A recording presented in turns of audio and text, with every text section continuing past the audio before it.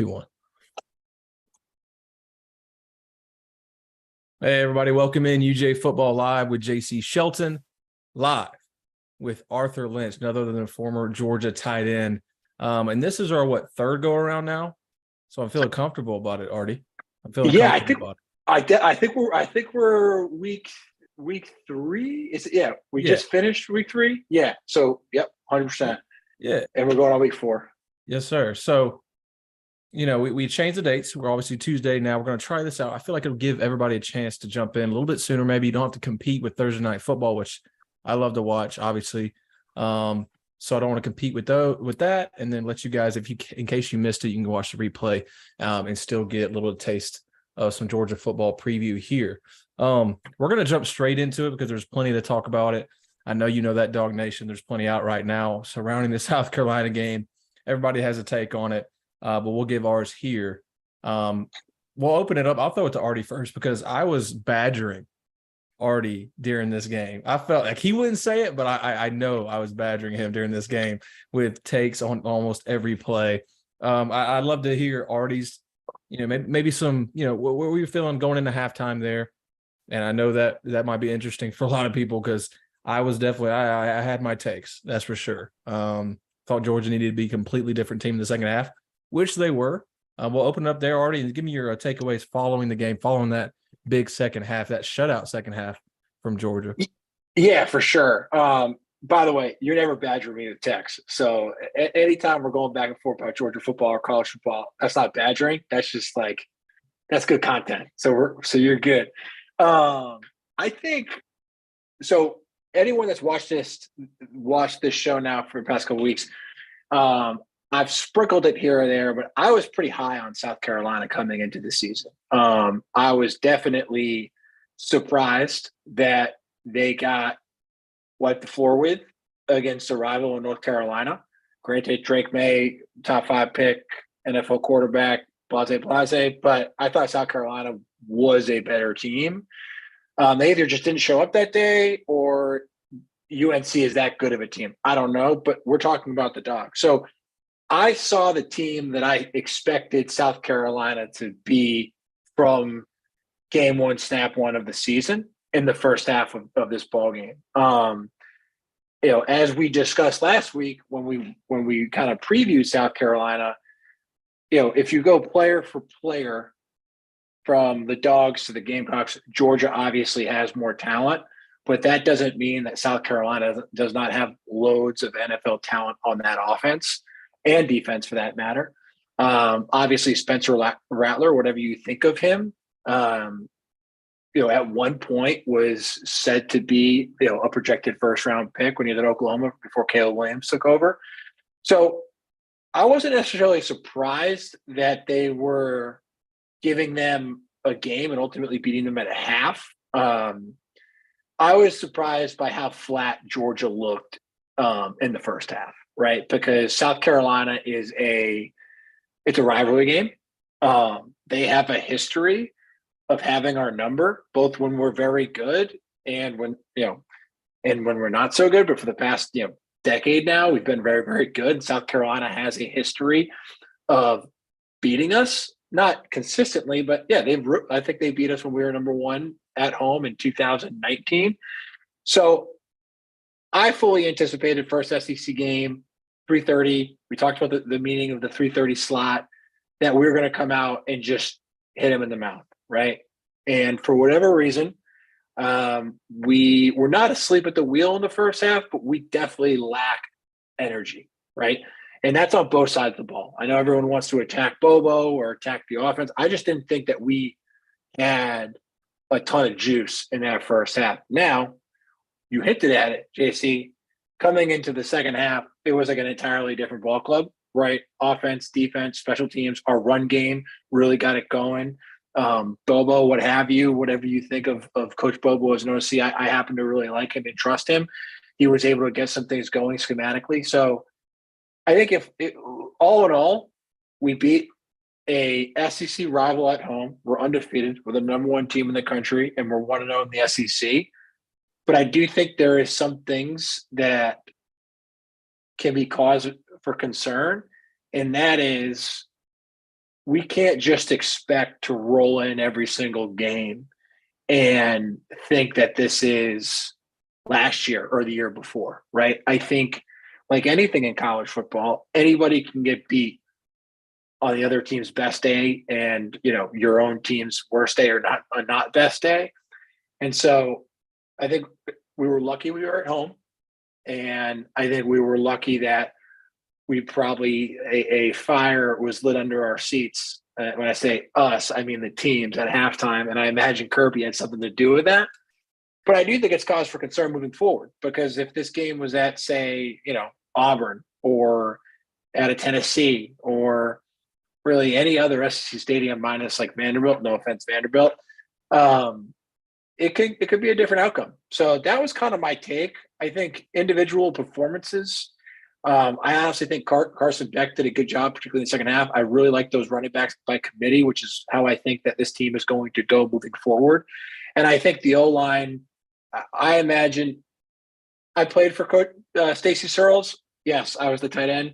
I know a few of the color commentary that Stacy Searles uses inside the locker room. I can imagine there was a lot of colorful things said to that offensive line at halftime. So I fully expect this to be kind of somewhat of a wake-up call. But, it's definitely a cause for concern if that's how you're going to go and start out a game against another SEC rival when you're playing at their place. But I think the fact that we got away with a win, we beat a rival, it's like we can't be that mad. Yeah. No, I agree with a lot of what you said right there. For me, offensively, definitely in that first half. So we mentioned it the last couple of weeks, and I think I've harped on it maybe a little too much about the first half starts. And so that's why it didn't surprise me as much, honestly. I really figured this was the game, because I told you, I think my prediction was like 48-10. I really thought we were going to change this narrative. It's SEC game. It's at home. It's 3:30. CBS, right? I thought it was going to be a little different because I knew that crowd was going to be in it. They came out flat, like you said. A big thing for me right here, Georgia had 3 drives of 12-plus plays versus South Carolina in total. Now, we're talking about the total game here. I think 2 of these were in the first half. No, 3 of these were in the first. 2 of them in the first half. And those drives, Georgia came away with 3 points, which is crazy. 15 plays, 13 plays, 12 plays. The 13 and 12 play drive was a missed field goal. So the red zone is really standing out. It was standing out in the first 2 weeks. And now you do it in an SEC game like this in the East, a lot on the line, obviously, against Spencer Rattler, who we talked about how efficient he had been last week, and I really think that speaks a lot for him and that South Carolina offense that really couldn't protect him well at all in the first couple of weeks. But I love their first drive script. I think I texted you. That was one of my first texts to you. Was their first drive script was impressive. I mean, they knew using motions. They would really use that for Spencer Rattler to see if he were in man or zone, and he would read that, and he wouldn't look down his receiver. He would either look off the safety, look off the nickel there, and throw a good pass. And he was very accurate. He got away with a couple of really close ones. I will say that. Yeah. So the odds were a little bit in his favor. But still, that first drive really impressed me. But I thought Georgia would come back and answer right there, right? Because we all know how those first drives are going to be scripted for you guys. You know what you're going to play, and then you play off the defense from there, right? I mean, the NFL, it's a little bit more technical in that standpoint. From a college standpoint, I feel like that's the case. And Georgia, after that first touchdown drive defensively, they came in through on a little bit. I know they got that last touchdown there. And again, I mean, even the tackling was a little off in that first half, which doesn't make sense for Georgia's defense at all. Makes sense. And you go back to the offense, and they're stalling in the red zone, and it just kind of was a recipe for disaster there. And then you add the weather, right? We didn't mention the weather last week, and then it was a factor in this game. And I know Mekhi Muse, punt returner receiver, he was talking to the Players Lounge this week. Check us out, guys, there. And he was talking about how even from that standpoint, the weather and catching punts, he said, the rain was in his face. There's a few balls that he didn't even try to catch because he didn't want to cause a costly turnover. And in a game like that, that would have been horrible. Yeah, muff punt would have been tough. Right? So I think that's something we have to take into case here as well, from Georgia's offensive performance and the play calling, what have you, is that this weather did provide a factor to where you couldn't maybe reach out of your comfort zone a little bit too much there, right? And put the ball in a bad situation, I think. So that did contribute, I think, to it offensively. But I think the red zone is something that Georgia's definitely going to have to get under wraps here. And I don't think you can talk about the offense too much without mentioning the injuries here. Georgia, I they were missing A.D. Mitchell for a large part of last year. George Pickens the year before that. It's not something, having Ladd McConkey out is not a huge thing. But when you add these injuries, I think that's really when it starts to bite you a little bit, and just your comfortability with everybody on the offense and Carson Beck and his rhythm. Excuse me. So, I mean, you look at Ladd McConkey being out, okay. But at running back, Kendall Milton goes down with an MCL sprain. Roderick Robinson, the true freshman that has had to contribute, honestly, way too much in the first 2 weeks, he goes out with an ankle sprain. So then you have Dylan Bell, the receiver. Luckily, you had Dejon Edwards ready to go in this game. And he had a great game. 20 carries on 118 yards. He's already Georgia's leading rusher this year after one game. All right. And then you have Cash Jones, the walk-on, who I love Cash. He's a dog. I mean, he makes plays when he gets his chances. I'm more saying that is really only Georgia's two true running backs to play on Saturday was Dejon Edwards and Cash Jones, other than Kendall Milton getting a couple snaps and then having to come out. And Roderick had one. He had one carry for 1 yard and had to come out.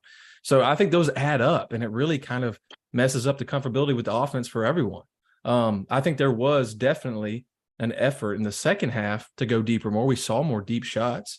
Marcus Rosemy-Jacksaint, I think Dominic Lovelet did a great job in that screen game, which Georgia went to screen game a little bit more with the injuries at running back to kind of use that as an outlet for a run game. So I think there was a lot to pull away from this. Everybody, of course, is in the chat about Bobo and what have you. I don't know. What do you think about that? I don't put it on him. I think there was a couple of questionable calls in the red zone. Like I said, there was a screen to Marcus Rosemy-Jacksaint on 3rd and 9. I think I texted you that. Who do you not trust there? Was it the weather? Was it the protection at running back? Because Dejon's a good pass protector. Was it the protection at running back? Was it not having Ladd McConkey? You had Brock Bowers, Oscar Delp, big guys in the red zone. You had Ra Thomas, who's 6'3", long, had 7 touchdowns last year for Mississippi State. These are all red zone threats. I don't see why you wouldn't try to open it up there unless you wanted to go for it on 4th down. We don't know that, right? Right. What are your thoughts on Bobo here and all the people jumping in the comments as they usually do about Bobo? Yes. So I got a few things in this week's. I got one more thing on South Carolina, and then I got a few things on Coach Smart and Coach Bobo and what I think was going on Saturday. First, we played as my late grandfather, who was a legendary high school football coach up here in Massachusetts, where real high school football is played, obviously. We played 2 schools from Little Sisters of the Poor, or Little Schools of the Blind, or whatever it's called, right? Like the first 2 games of the season. And no disrespect to those 2 teams, but I do think South Carolina having that wake-up call week 1, I mean, it's a real opponent, right? Say what you want about the ACC, UNC is a good football team. So I think I do think that was probably a factor. I think South Carolina had some experience, some live bullets, like real live bullets, not these kind of like, glorified, scrimmages, which Georgia played. So I do think that there was probably some cobwebs there in the first half for Georgia. But to get to your point about Coach Bobo, and look, I get it. He is a Georgia boy from South Georgia, played for the Dogs. His first coaching gig as a GA was for the Dogs. Then he went to Valdosta, and then he came back to the Dogs. I think he maybe had 1 year at Jacksonville State or something, but he is a Georgia boy, right? And with that comes a familiarity for the fan base, which can be good and it can be bad. But I do think from an offensive standpoint, man, he knows a lot of football. He has developed a lot of unbelievable quarterbacks, right? And I don't think it was as much about the play calling as it was the position groups that Georgia needs to rely on failing to really set the tempo early on. What am I talking about? I'm talking about the offensive line and the running backs' ability to establish the run. Why do coaches not take shots downfield, and why do coaches do a screen on 3rd and long is because they don't believe that no matter if they put themselves in the perfect play or not, that the defense is going to give them the look that they need to convert, right? And why do I say that? In this week's presser with Coach Kirby Smart, Coach Smart, he was talking about the reads that the defense was giving them, or in this case, not giving them, right? And I know that kind of just sounds like a BS answer, but it's 100% true, right? To kind of give you some insight into how it used to work when I was at UGA, beginning of the week, right? There would be a massive play sheet, right? And we're talking about all these different types of plays that were from cut-ups from the defenses that the opponent that we're about to play had repped in their previous games, both the season before and that season. And then those different cut-ups, whether it be cover 2, cover 3, man free, zone blitz, whatever it may be, there'd be different cut-ups. And then we would run plays or scheme up plays that we think would be good looks against what they do in 1st and 10, 3rd and short, 2nd and medium, whatever it may be, right? And then throughout the week, we would ultimately rep those plays that we liked or that the coaches liked, and then it was up to the players who could execute those plays. And then if you were one of the position groups that executed the plays that were designed for you, they would not get cut during the week, right? And so we as the tight ends, speaking of, there was a couple of plays like, hey, if we get this look, we got a shot to score. If we get this look, we got a shot to hit a steam down the field for a 20, 30, 40-plus yard game. And all of those plays that are designed are supposed to be dictated by the coverages that we're given, right? And again, I'm not a defensive guy, so I can't speak to this like super well.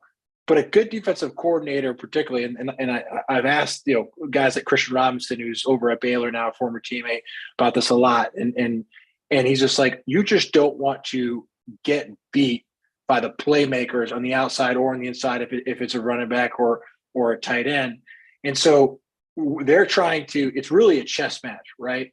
And that chess match sometimes, as a defense, is almost preventative, right? And I think the way South Carolina looked at it this week was like, we know we're going to get outmanned, right? We know we cannot. I mean, what's his name? The head coach said it 2 years ago. He's like, they got 5 stars, 3 deep across both sides of the ball. So I think what South Carolina wanted to do, and this is what Christian Robinson used to say, is like, keep everything in front of you. Keep them in front of you. Nothing beat over the top, right?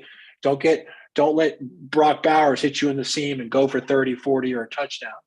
And I think where that is tough for Carson Beck and Bobo is like the stuff that they have in the game plan for the shots that they want to take downfield, they're not able to, because if they take those shots and the look's not there, that's ultimately how either you get a sack, strip fumble, or throw a pick. And that's why I started this kind of little rant here talking about the offensive line and the running back. The way that you get the defense out of their preventative state, right, is to be able to run the ball and be able to run the ball early and effectively, right? So if the offensive line can maul these guys and get movement off the line of scrimmage early on in the game, safeties are going to have to roll up. They're going to have to put 8 in the box. And then all of a sudden, the coverage schemes that they're able to kind of sit back on to keep everything in front of you, they have to change it up in order to stop that run. So I still think, like everything else in football, except I guess maybe the air raid, but you got to be able to establish the run. And until we do that effectively, game in and game out, I think it's going to be very hard to take these shots down the field. So that's a long-winded thing that's perfect. It might not make sense, but that's kind of how I see it. That's perfect, Artie. I really wanted to talk about that because they were playing zone so much. It is doing exactly what you said, right? And the stats tell you that as well. I mean, Carson took so many, he had a 7.7 average yard per pass, Right. and he had 269 yards, I believe. That tells you right there what you want to know. He had to take so many underneath dumps right there. And they were not bad either. I mean, they were a lot right there in the 8 yards average. That's what it felt like watching it as well. They couldn't take those shots. But what did we see in the second half? When that run started to get established, Oh, dude. and Dejon started going off, what did we see? We saw shots, and they were completed, some of them, right? You had Rollard, you had Marcus Rosemy-Jacksaint. So I think that is a big part of what we're not able to do right now because of the injuries at running back, right? Dejon is going to be the bell cow right now. I mean, until Kendall Milton can get back in, until Roger Robertson can get healthy, I think that is what Georgia is going to be right now. If they can establish the run early, tremendous. They're going to get those gash plays. But if they can't, fully expect a Carson to use those underneath shots, to use the screen game, which Georgia has been better through 3 weeks. I know the quality of opponent in the first 2 weeks. Georgia has been better through 2 weeks in the screen game as far as yard per game than they were last year under Todd Monken. So it's something to think about. I know it's not a lot, but, Carson Beck, I think at the very least, he has done a really good job of keeping the football in Georgia's hands. I know the red zone isn't perfect, right? And in 20-20, it's been, I think, pretty good. And you look at that and what he's done, even in the bad weather that they faced, when he could have thrown an untimely ball, right? I know he had one that kind of scared me to Dom Lovett that I think it was a wheel route that he ran. That kind of scared me right over the top. He shouldn't have thrown that ball, and he looked down immediately at the ground like he knew he shouldn't have thrown that ball. But I mean, he's sorry for interrupting, but he's completing 70% of his passes. He's still one pick. He's about 850 yards. And that pick, remember that pick was off a bumbled catch attempt. So right? Like it wasn't his fault. And I think if you look back at Kirby's earlier years, and it's crazy, I think he's been here for 7 years now, and showing my age. And if you look at when Fromm took over the reins in 2018, 17, and I mean we had two Pro Bowl guys really. We had Sony Michel and Nick Chubb, and then Swift, and then Holyfield. So we had a bunch of backs, but we weren't like this Monken type offense throwing for 4,000 yards and 38 touchdowns and all this stuff. We were establishing the run and controlling the line of scrimmage.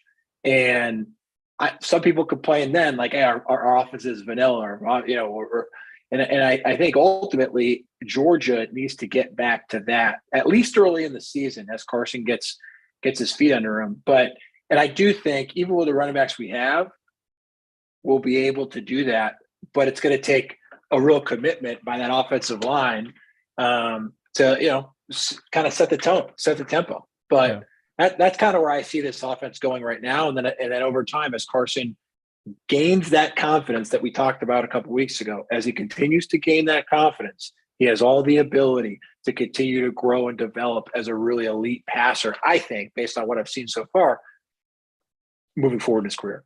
Yeah. And Georgia's going to try to establish that run, especially this week. Get ready for Auburn, right? Get that first half in check. Can you establish a run in first half without Amarius Mims, who he just went under tightrope surgery, going to be out a few weeks at the very least, and knowing Georgia and Kirby Smart and the staff, how they deal with injuries, he's going to be out longer than that, most likely, because Georgia, and I wrote about it all off season, and I think it plays into the case this year so far, is Georgia has guys behind the starting five who they fully are prepared to play. And you saw that come in because Dylan Fairchild came in, went to left guard. Xavier Truss played really well at right tackle when he had to move there in Amarius's absences. I think that was great. That's a good sign for those guys. I think it builds confidence that even though you lose a first-round pick next spring, that you can play like that and really establish a run against an SEC team. I know South Carolina, they hadn't played great against the run, but they really established that, and that's why Georgia was able to come back and that defense played so well in the second half. I do want to touch right now on the halftime speech because I wrote about it today, and it's on the Players Lounge if you want to check it out. Mekhi Muse and Jacob Hardy, Georgia running back, and we already talked about Muse. They talked about what Kirby's speech was, and just like you, Artie, I was expecting, he really lit into him during halftime. And I was fully expecting Hardy and Muse to say that. But it was interesting to me. Kirby actually, so Hardy says he went out to dinner with Kirby Smart and running backs coach Dale McGee after the game. And he asked Kirby, what was your mindset going into halftime of the game? Like, what were you going to tell us? And Kirby said, oh, I was about to tear into y'all. But a team psychologist who works for us came to me and said, basically, in other words, they're okay. Y'all are going to be okay. Don't light into them. Play by play. You're not going to get all points back in one play, all 14 points back in one play. I thought that was interesting. I thought that was really interesting and cool. Yeah, I that's the first time hearing this. Very interesting about the team psychologist. Yeah, put him in the team picture. Yeah, I'm sure he is. I'm sure he is. Trust me, I'm sure this guy's on a retainer. If his only client is the dogs, I'm sure. That's interesting though, and and again, I love the man I played for. Holds a special place in my heart. There's no doubt about it. Mark Richt, as good of a man as you'll ever see, and a great football coach, Hall of Fame football coach, college football Hall of Fame. But when I see some of those speeches by Kirby, it's just like it fires me up to a whole different degree, because those are the speeches that we would get from Mike Bobo. And I didn't know Kirby Smart. He was an adversary, not an ally. Obviously when he was at Alabama and I was a player. But Bobo, I always heard stories about those two and how they kind of and Coach Muschamp. Those were like the kind of three amigos back in the day. But I would see the passion that Coach Bobo would have. And when we would have pre-games the night before, that was when the coordinators spoke to their units. And I kid you not, Bobo would get down there. It'd be Friday night, be in the hotel, and Coach Bobo would be delivering, like fiery, inspiring, light a fire under your ass speeches. And the defense, by the end of the speech, you would see the back of the room filled up with the defensive guys, like ready to roll, chairs being thrown and all this stuff. And that's why when Kirby ended up coming and you started seeing these little snippets of him and his passion, I was like, these dudes need to be like, I'm sure back in the day, they needed to be like restrained. You know what I mean? So I say all that to say this, I was expecting like a fire breathing speech. Like, you know what I mean? So maybe it's good that he's got this professional psych on staff. That's kind of, but yeah, I think he knows his players too. Yeah, totally, he wouldn't have listened to this guy if he really thought, no, I need to light into these. It's Kirby Smart, right? 2-time national champion. I'm always here for a Kirby speech, though, personally. Oh yeah, no, me too. I'm always here for it. Yeah. Like I want to run through a brick wall every time. Every time, Coach. Every time. Yeah. Quick snippet there, Players Lounge. Check us out there. That's where we have that story. But let's move on. So the second half, obviously, we talked about it a little bit. They took more shots. The run game got established. That defense played so well. I want to touch on some defense really quickly. So pass defense, Tyke Smith, Kamari Lassiter are just playing out of their minds right now. Kamari had his best game of the year. As a run stopper, the couple of hits he put on those screen passes to Carolina receivers, bigger Carolina receivers than him. Not a big guy, but he plays so much bigger than he is.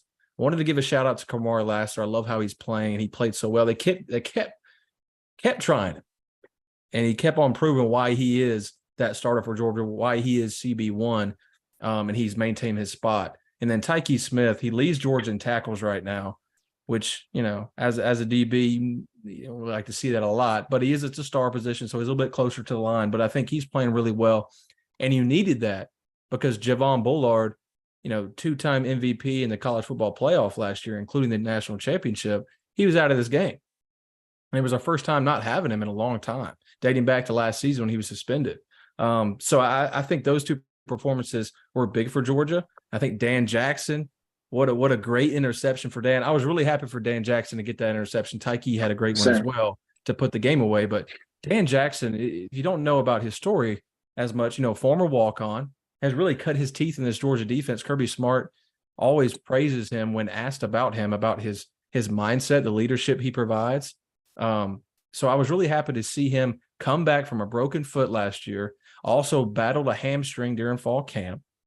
And he comes back and he gets that interception. I thought for sure he dropped that pass. He got rocked. He got rocked. I feel like I could hear it through the broadcast. I mean, he got absolutely rocked and he held onto the ball. That was a huge play. I mean, that's when really Georgia was like, and you could sense the energy was already shifting. You know, Georgia was already up, but that's when South Carolina knew, okay, we're not doing anything. We're not coming back from this, because Georgia really shut it down with those 2 picks. And Georgia, for the season right now, I've got their pass defense here and I got their SEC ranks, going through them real quick. Attempts per game, they're the most pass attempts per defense per game right now, 37.3. It's a lot. Obviously, they played in front the first 2 games, and then this game here with South Carolina, that's what they do. We talked about it averaging like 58 yards of rushing last week.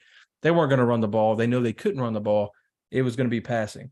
Yards allowed per game, 177. That's third. Yards per attempt, 4.7. That's first. Completion percentage, 51.7. That's first. Touchdowns allowed, 2. That's tied first. And interceptions, 6. That's also first. So this Georgia defense is going to be challenged in the pass game, just based off the way they play the run defense. We've seen it since Kirby Smart came into that role. And even before he had his own players in there, Georgia was really good against the run. It's how they play defense. The guys they have up front, the Blue Bloods, at linebacker in that front 7 as well. Mykel Williams, Warren Brinson is playing really well as well. Those guys up there, the way they attack in the run game, I think teams are going to try to expose this Georgia team passing, and they have really come up and accepted the task. And I love to see that early. It wasn't a perfect game by no means, some missed tackles in that first half, but in the second half, you really saw them come to life, trust their coaching, their play calls, and they play, hyping each other up, playing for each other. I don't think you could ask for a better second half from this team. And I'll tell you right now, after that first half, I thought it was a loss, because I just didn't think we would see a completely different team in the second half, which we needed to, and we did.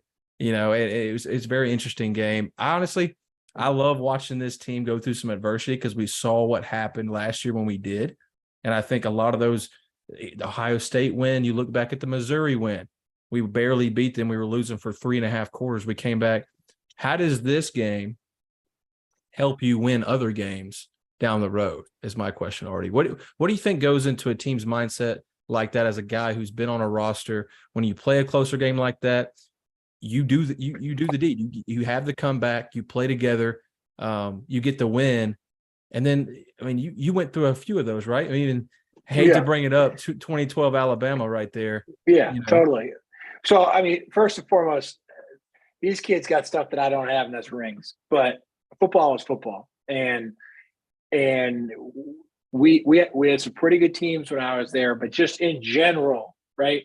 If you've ever played football at the high school level, at the college level, and obviously for whatever level it may be, the really good teams, the teams that gel really well, that compete for championships, and then maybe don't like in 2012, maybe don't win a championship, but compete for championships or ultimately win them. They're at some point during their journey together through that season, because it is a journey, right? It's not like this ain't basketball, this ain't baseball. There's not 20, 30, 40, 50, 60 games. There's a limited amount of opportunities to go out there and prove to the world what kind of team that you guys have. And to your point, JC, the best teams face adversity at some point, typically multiple times throughout the season. That adversity can come in a number of different shapes and sizes, all different types of shapes and sizes, right? It could come with injuries. It could come with penalty setbacks. It could come with, you get down quick, double digits. You got to come back in the second half and win against an SEC rival like they did this weekend. So no matter how good or what your expectations are for this team, if you want this team to go and win a championship, at some point along the way throughout this season, there's going to be multiple opportunities where they are faced with adversity. And I call them opportunities because that's what adversity is. It's an opportunity to face the issue, come together as a team, find a way to win, and find a way to get over the hump. Now, in some cases, adversity comes as an opportunity and a loss, right? It's funny when Georgia got their kind of butts beat against Alabama in the SEC championship game last time. or last 2 years 2021. ago. Yeah. 2 years Last ago. loss. Yeah, everyone was like, when everyone said when it was going to be a rematch for Alabama, everyone was like, you think they're going to be able to beat the curse or take it? And I said, guys, the best thing that ever happened to this football team was getting beat on national TV in this championship game. And they were like, Yeah. what are you talking about? I was like, this thing's not even gonna be freaking close. You know what I mean? And they're like, I don't know, blah, this, that. I was like, it ain't gonna be close. And they're like, and then sure enough, and the reason why is A, it's very hard to beat a good team twice. But B, I think that year they got they got hit in the mouth, and they ended up being an all-time team, a national championship team, because they came together as unit athletes and you know what? Not again, never again. And they had the opportunity to redeem themselves. But in this case, right, I do think that this little bit of adversity made them a better football team. And there's going to be more opportunities of adversity throughout the season. And it's going to come when they probably least expect it. And the really, really good teams find ways to overcome that adversity, face it and overcome it, and then grow together and move forward. So Yeah. I'm with you, man. I think it's a good thing. But ultimately it's how they respond. And we saw how they responded in the second half. And I was pretty impressed. Yeah, no, exactly. Before we get into some injury updates here, and we'll get into UAB just a bit, throw our predictions out. Artie, let's go history class with Arthur Lynch. Episode 3 of history. Yeah, very good, gentlemen, ladies and gentlemen. So this is September 12th, but this is a really cool story. It happened. It's pretty prominent at this point. It involves Alabama, not Georgia. It involves USC. 1970, Bear Bryant. Obviously, for many years, not in today's world, but Alabama was the cream of the crop, right? The king of football. And back when Bear Bryant was really running things in a way that we really have not seen the likes of what he has done in recent college football. Saban's probably the closest to that, but it was before the SEC had been really desegregated, right? And you think about all the SEC football that we know and love, right? The teammates that I've had that I know and love, a lot of them are African American, and for years, right, the Southeastern Conference did not allow African American athletes to play. And there was a game in 1970 between USC and Alabama. And Bear Bryant knew that in order for, there was it probably wasn't all by the goodness of his heart. Maybe it was, but he realized that African Americans not only deserved to play in the SEC and be treated as equals, but that they were probably some of the best athletes in the country. And he scheduled a game against USC. USC had 2 African-American All-American tailbacks, Clarence Davis and Cunningham, I believe are their names. Last name Jones and Cunningham. And they basically ran up and down the field against this game against Alabama. And it really turned the tide, so to speak. And I actually think there's a book about this game and about the buildup of this game and ultimately what happened after. And it really, after the 1970s, you saw the desegregation of football in the SEC, right? You think about 1970, right? Prior to that, really in the early 60s and mid 60s, I don't think there was any African-American football players in the SEC until about 68. And then 1980, UGA has Herschel Walker, and they won a national championship. So you think about how quick, and really how it really wasn't that long ago, how this country and college football as we know it was so very different. And I know Coach Kirby Smart about 2 years ago honored the 5 African-American players who broke the color barrier for UGA. And that held a very special place in my heart because I actually wrote my senior thesis as a history major at UGA on the integration of college athletics in the SEC. And I got to interview some of those players. I got to interview Vince Dooley my senior year.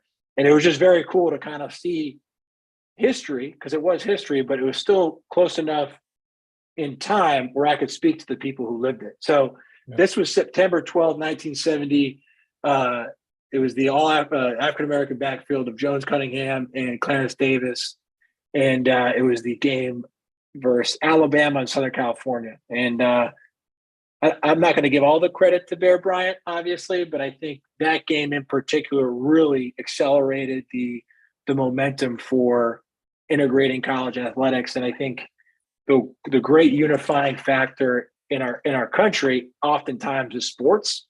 And I love it when politics are left at the door and people come together either as fans or teammates or what have you. And usually it's sports that bring people together. So I thought that was pretty interesting. I know it's not Georgia content, but there's a little bit of Georgia there, antidote stuff with my senior history paper. If you guys want to read it, let me know. I'll give you the PDF.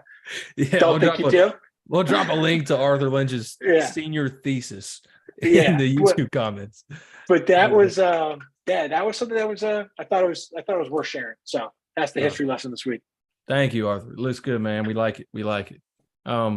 Let's move on now to little UAB. So the Blazers, led by the Fighting Trent Dilfers. Trent Dilfer. This is I remember when he got hired and I was like, what? Former NFL draft analyst, QB guru, former Seattle Seahawk, right? Was it Trent Dilfer? Was it Trent Dilfer? Was he the quarterback when Jerome Bettis called the wrong, or he called heads or tails and the ref got it wrong and he lost the game in overtime? I don't know about that, but Trent Dilfer won a Super Bowl. He was the quarterback, I believe. And if I'm wrong, throw it in the comments. But I'm pretty sure he was the quarterback for the Ravens on that year they had the defense. Wow, was he? In 2003. So. Yeah.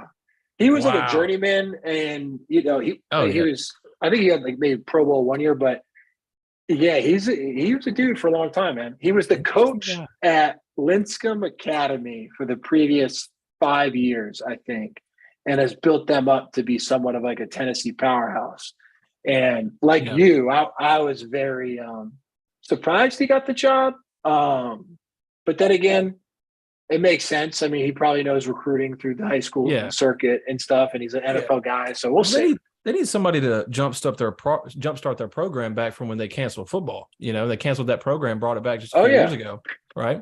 And we talked to former UAB star Jake Gaines on this podcast a couple of years ago. He's a really cool guy. He's a coach now. Actually, a good coach. Those guys compete. I think I can't remember what high school off the top of my head right now, but those guys compete. And UAB, I feel like those Alabama schools, man, they'll do something to you.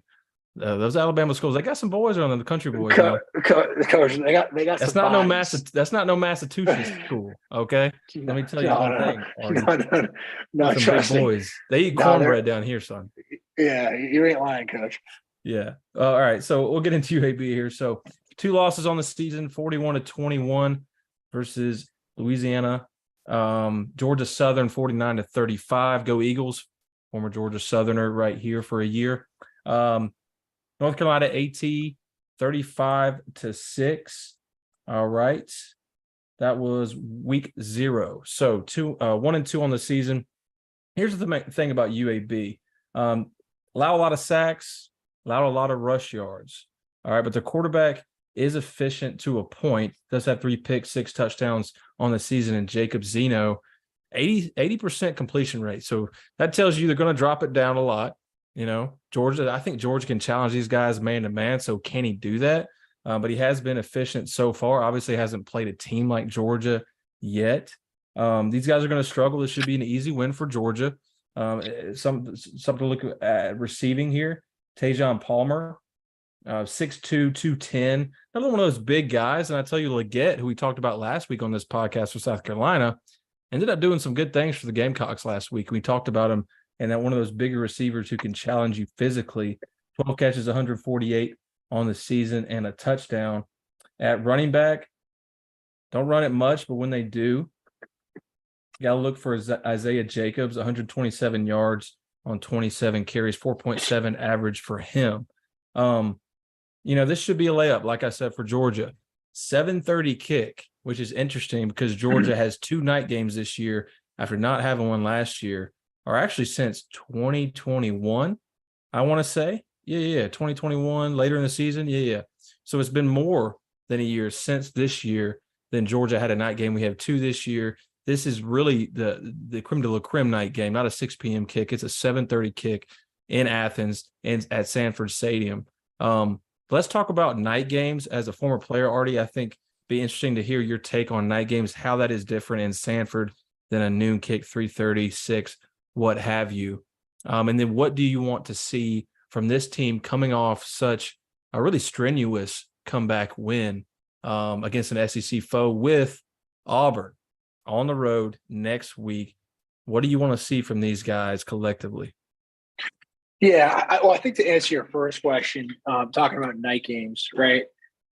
Last week, if you guys watched the show, there's really no better spot than that 3:30 CBS spot, and I'm not going to go reiterate that rant from last week, but that's really the ideal one. I think most people or most players prefer that spot, but the best part about a night game is no matter who you're playing, it's very hard not to come out flat, because there's just something about playing under the lights in Sanford Stadium, or even if you're playing away, that it almost takes you back to like high school, because under the lights and the band, there's like a nostalgia aspect to it. So it's very, very hard, at least was for me, not to get fired up for those night games.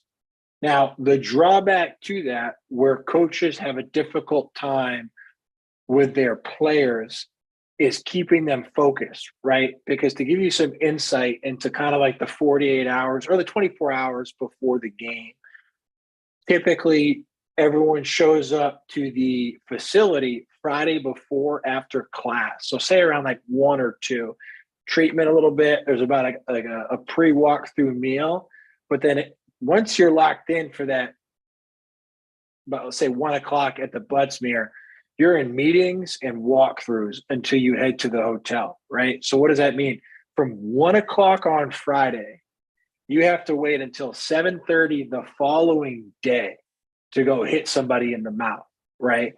And that's a long time, right? And when you're 18, 19, 20, 20-year-old kid, your girlfriend's been in downtown tailgating all day. She's texting you God knows what. And your parents are trying to get their tickets, and you got friends from out of town. And like when you're playing 3:30 or noon, it's like you don't have time for it. It's like you're already in the stadium early. You're getting your ankles taped early. Like you're ready to go. But when you have that entire day, it's easy to kind of get sidetracked. It's easy to get almost tired without doing anything, like the lazy tired, right? So that's probably the most difficult thing. But I think ultimately the good news about a night game, no matter who your opponent is, once you walk in that stadium and the lights are shining and you put the helmet on with the G on it and the red jersey, it's like, oh, it's on. So quick question for you here. I'm sorry to interrupt. Yeah, what's Artie. up? We'll No, get you're to good. what you want to see from them in a minute. But off of that, do you think it adds to this with the delay that you talked about there, that how they performed in the first half, how maybe obviously it wasn't up to the standard for them that they hold for themselves and the play and the coaches and the fan base? As they mentioned, like I said, guys, they come on the players' lounge every week. Several players, I've heard it from several guys so far, even early in this week, that they obviously know that the standard wasn't met for the fan base as well as the coaches themselves. Do you think that adds to the delay here and maybe the nerves, or the not even nerves, just anxiety, right? To get this game started so they can prove themselves again before they go to Auburn? Oh, I think it adds to the anxiety, no doubt. I think all week they're being challenged by their coaches, right? And I think the leaders of this team are challenging their teammates. And I think ultimately on Saturday, probably around 3:30, they're going to be like, chomping at the bit to go hit somebody in the mouth. So I actually, and we can talk about the predictions here, and this might be a good segue into it. I actually think that they're going to come out,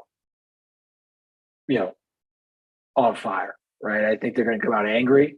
I think they are going to implement a controlled chaos in this game, both offensively and defensively. And I really think they're going to look to establish the run and hurt people, right? And I don't mean hurt people.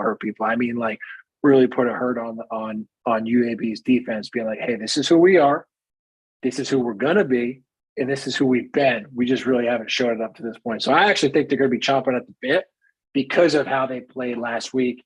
And then there's been some chatter around college football that's not really like, ooh, Georgia this, Georgia that. It's always like, well, they haven't really played anyone, but we're not going to take them away from number one because of what they did in the period of these 2 years. These guys want to be out in front, be like, no, this is a new year. This is who we are. And this is how we're going to move forward. So I like us coming out pretty strong on Saturday night because of that reason. I like it. Let's go score prediction. I think Georgia is a 42-point favorite the last time I looked at it. Let me look. That's a big spread. That is huge. The way that Georgia's played against lesser opponents this year, I might side on not even playing this. I'll never bet against Georgia. So I might side not on playing this, but I can't find it now. I think they are 42. Let's go with 42 while I'm looking forward. I don't want to hold you up. Which you think they cover, and then what's your prediction? I mean, I can't just say that they're going to come out with a fire lit under their ass and say they're not going to cover. So give me 45. Give me 45. 3. We'll push it. Go. That's a push. It is 42 though. Yeah. 42. Yeah, we'll go full. We'll go 45 2. They get a safety or something. I like it. All right, and safety. Guys, I'm sure safety in this game is probably like plus 1,000. If you want to prop bet. Ride Artie Lynch right now with his safety. I'm going to post that later. Artie says there's going to be a safety. The things I want to see. So what I think we'll see is Georgia runs the ball like crazy to start, opens up that deep pass game, and then lets Carson Beck take some shots here with those speedy receivers. He's got Dom Lovett, Arian Smith, Marcus Rosemy-Jacksaint looks fast this year. I know he's your typical blocker, bigger guy, but he looks good this year as deep balls as well. Ra Thomas.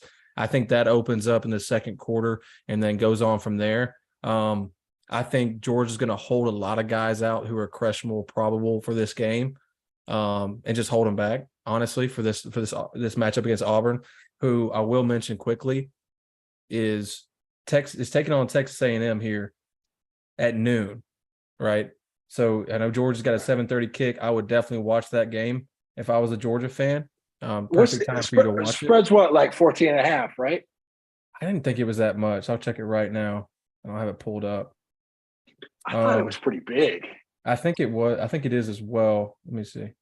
I got it right here. They are at A&M. It's in Kyle Field, but it is a noon game, so it won't be as rowdy as it would be. A&M 7.5. 7.5.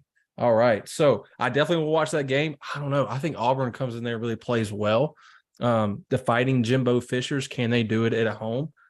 I like Auburn to play well in this game. I think they will. I think they're looking at that Georgia game as well. They have an opportunity to really set their season. No matter what happens the rest of the year, they beat Georgia, right? So how that translates to Georgia, I think they hold guys out. Something to watch. Javon Bullard obviously missed South Carolina game. He's questionable for this one. Amarius Mims is out at right tackle. Kendall Milton, I would say doubtful for this game. MCL sprain. It's UAB. I think Dejon Edwards showed enough, and Dylan Bell showed enough as well. I think those are the best two backs on the field. Cash Jones right behind him. Cash Jones out of the backfield is really good, has been good as a receiver as well. Keep an eye out for those injuries. Lab McConkey going to be out for this game with that back injury. They're not going to play him against UAB when he didn't even take a snap last week against South Carolina. Maybe for the Auburn game. So I think Georgia's going to hold guys like that out of this game. Establish the run game, maybe take some deep shots when that opens up, like we talked about what didn't happen in that first half against Carolina. Defensively, let's see some sacks here. I know Georgia's not a sack team. They don't have to be. But UAB allows a lot of sacks. Already 8 on the year. Does Georgia, really put the pressure on, maybe send some blitzes, get ready for this Auburn offense the next week that I think they're really going to show out for. This is that next SEC game. I'm talking a lot about Auburn because we should. It's that next SEC game, that next opportunity to show you can do it against an SEC opponent that isn't as good that they should have done last week. And they know that. We all know that. I think they really show out for this game. I'm with you, Artie. I'm with you, Artie. I think they play really well. And I think that a lot of young guys get in, maybe figure out that depth issues at a certain places around the defense because you're missing guys and Georgia has to get healthy. Kirby Smart said this week it's the longest injury list that is not. He didn't even say he's had. He said Claude Felton has had. And if you know anything about the Georgia football and the sports communications, Claude Felton has been there for like 30-something years, right? The OG, man. The OG. He's the dude, though. He's the dude. Yeah. So he knows what he's talking about. Long list. I think Georgia takes this game, gets some guys healthy, but plays well.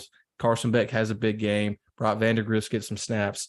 That's what I want to see. So let's go. I don't know if Georgia covers, man. I really don't.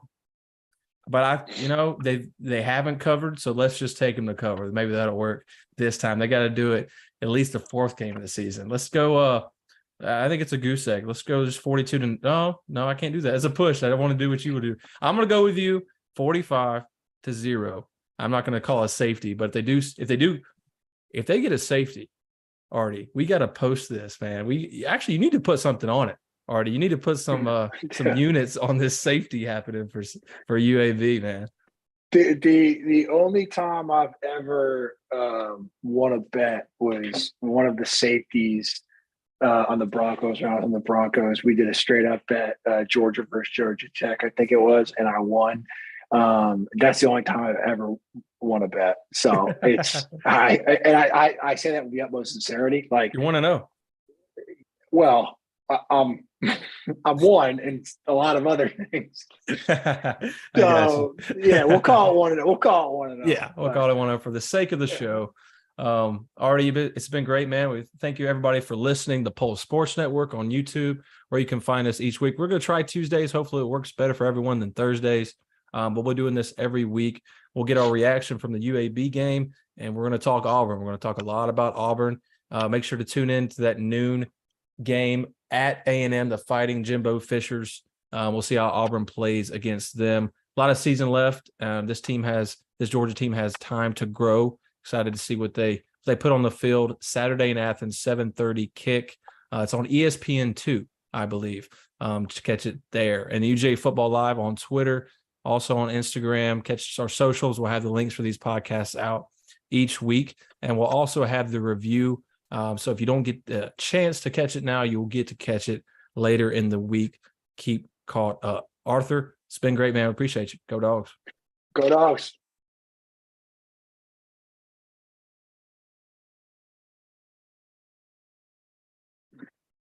Man.